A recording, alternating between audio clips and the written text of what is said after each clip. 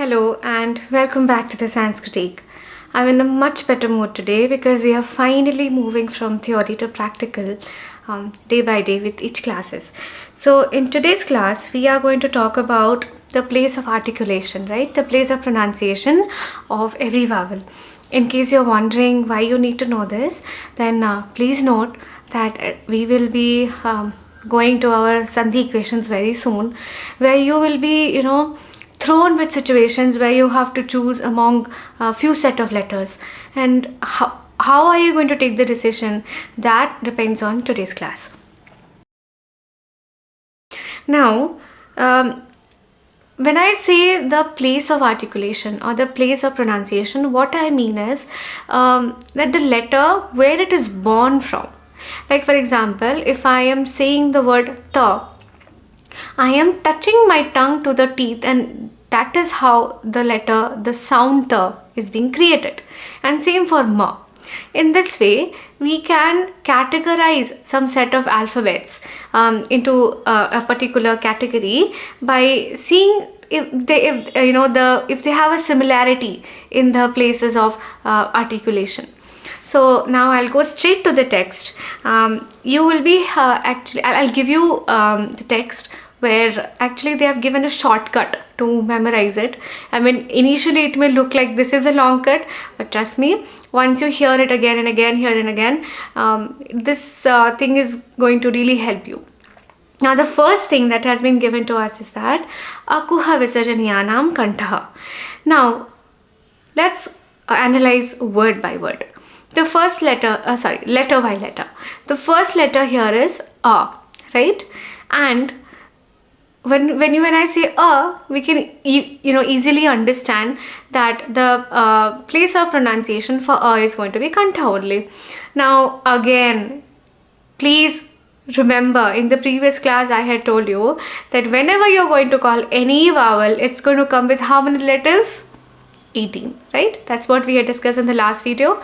So now the 18 types of they all are going to have the Uccāraṇa-Sthāna called as the kantha, which is the throat. So do not be confused if I say that the Uccāraṇa-Sthāna of a is also kantha, because a and a, they both belong to the same family.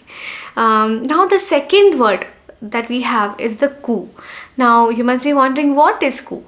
Do you remember in the first class, the first lesson, the Maheshwara Sutras, I had asked you to learn both the sequences, the traditional as well as these Maheshwara Sutras.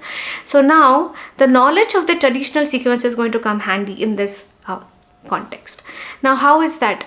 Ku actually refers to Kavarga.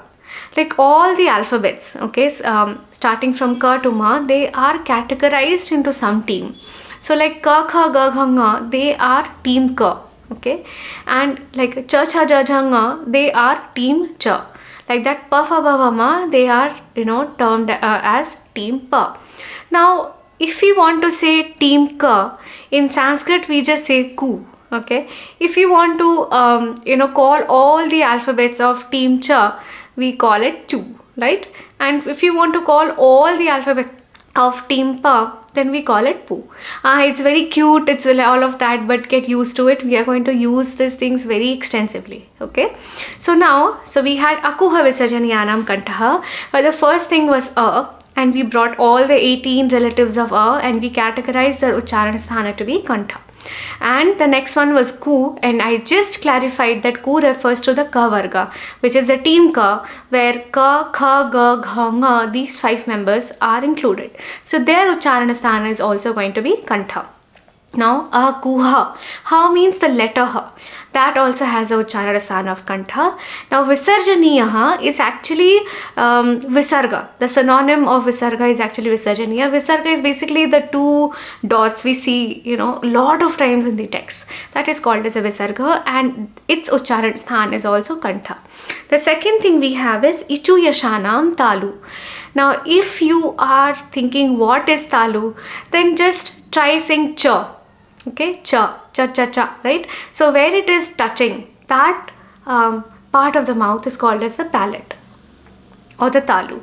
So now the first letter we have in this category is E. The letter E, again it's going to come with all of its 18 relatives. So E, Dirgha E, Pluta E, all are going to come in this category. Now we have Chu. Chu again stands for the team Cha, which is again Cha, Cha, Ja, Ja, Nga. These 5 letters. Now E, Chu, Ya. Ya is the letter Ya, and Sha, Talavya Sha. Okay, Talavya Sha is which has a round in the forehead. That is Talavya Sha, that's how you know. And they are having the Uccāraṇa-Sthāna Talu. Then we have Riturashanam Murdha. Murdha is that part of the mouth where when we are saying T, okay, T, try saying T, it's touching some part of the mouth, somewhere somewhere on the top, but it is not exactly the palate, it is somewhere behind it, as what I can feel when I'm pronouncing it. Now Ri, that is the letter Ri, again it has 18 types, it's going to come with all of its 18 relatives. And then Tu. Tu means it stands for team Tavarg, which has Ta, Tha, Da, Dha, Na, all these 5 letters in its credit. And then Ritu Ra. Ra is the letter Ra. And Sha. Now here it is the Pet Kata Sha. Pet Kata means, you know what do we mean? Like Sha, no? It is written like this. So now we learnt it that way, that Sha, that is a round bulge, that we consider it as somebody's stomach, and when you cut it, that is called as Pet Kata Sha. And that's why it's very easy to distinguish all the 3 types of Sha, Sa, Sha, right? Now, so these Ri, Tavarg and Ra and Sha, they are all coming in the category called Murdha. Then we have the teeth, right? So the mantra for remembering it is going to be Ritulasanam Dantaha. Ri is that letter. I remember in the last video I told you that it has only 12 varieties because it does not have the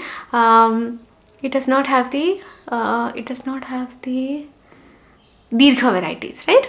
Now Ritu. Tu stands for Tavarga. Tavarga is again Ta, Tha, Da, Dha, Na. You can see it for yourself also. Try saying Da, try saying Tha. Everywhere you will see that it is touching the teeth.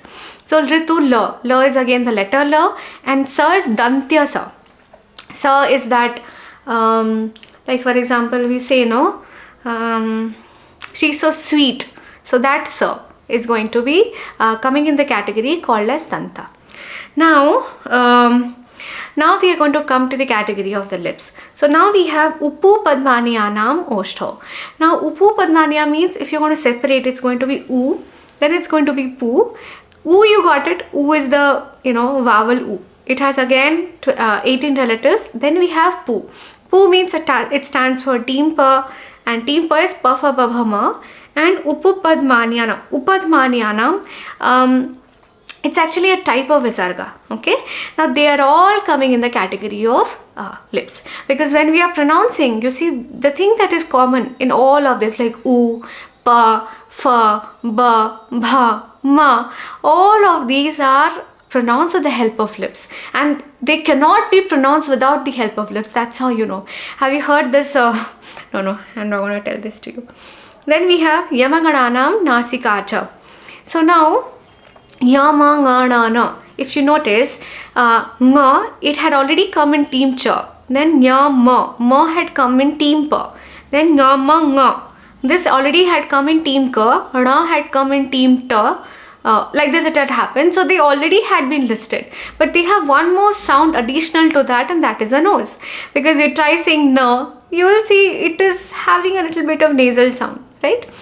Even Ma, right? They are having ञमङणनानाम, that is a fifth of every varga, right?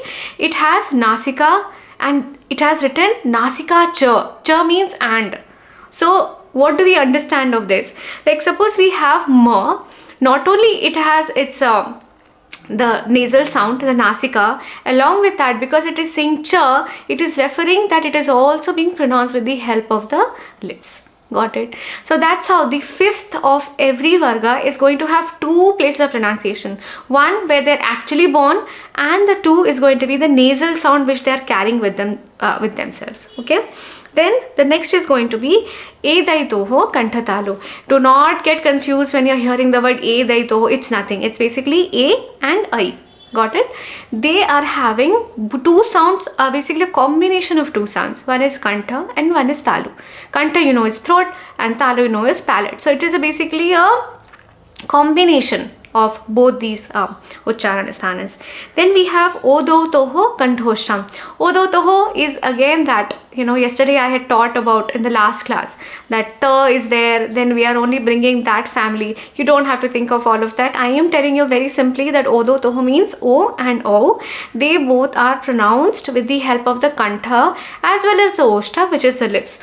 You do not believe me? You try it yourself. Try saying O. You will see that the throat is there, but along with that, you're also using your lips.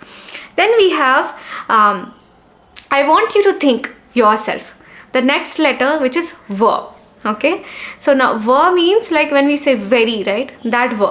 So now you think and tell me, in V, what are the, you know, Uccāraṇa-Sthānas being used here? I'll wait for 5 seconds.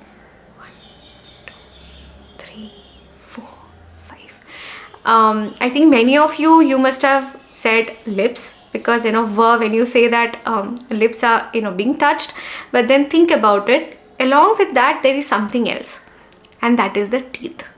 V. Got it? And here there is some minute thing to notice. In Upapadmanyanam Oshtho, they said Oshtho because you are touching both the lips. But when it came to Vakar, they are saying Vakarasya Dantoshtham. Oshtham, it's singular. Because when you are pronouncing Va, you are actually using the one lip, the lower lip and the teeth. That's why it's going to be singular one lip and the teeth. That's why it's Vakarasya Dantoshtham. This is usually asked. I to completely ask in my you know, the paper that I set or the viva that I take this, because just imagine, even it's so easy because you can see it yourself, stand in front of the mirror and then assess it yourself.